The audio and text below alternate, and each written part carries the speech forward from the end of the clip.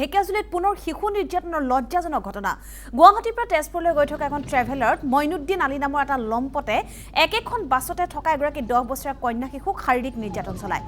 বাছখনতে থকা আন এজন ভদ্ৰলোকে সমগ্ৰ দৃশ্য বন্দী কৰে মোবাইলত বাছখনত থকা যাত্ৰীসকলে লম্পটটোক ঢেকিয়াজুলি আৰক্ষী থানাত গতাই দিয়ে ভুক্তভোগী শিশুটিও থানাত ঘটনা সন্দৰ্ভত সবিশেষ বৰ্ণনা কৰে লম্পট মইনুদ্দিনৰ কঠোৰ শাস্তিৰ দাবী উত্থাপন কৰিছে স্থানীয় লোকে নাৰায়ণবাগ ৰখিলে তাতে কেটামান প্যাসেঞ্জাৰ আছিলে 8-10 জন মানুহ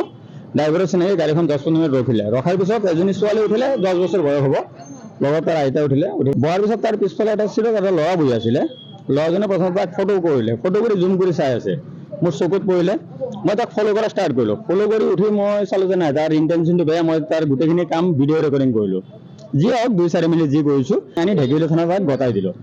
ইন্টেনশন টোটালি বেয়া ল'ৰাটোৰ ছোৱালীজনীক তাই ডিস্টাৰ্ব কৰি আছে ছোৱালীজনীয়ে তাৰ হাতত 2-3 বাৰ সাইড কৰিছে সাইড কৰি দিয়াৰ পিছতো দুটা সিটৰ আৰু খিৰিকীৰ মাজৰ যিটো গেপিং আছে গেপিঙেৰে হাত ভৰাই ছোৱালীজনীক খুচি আছে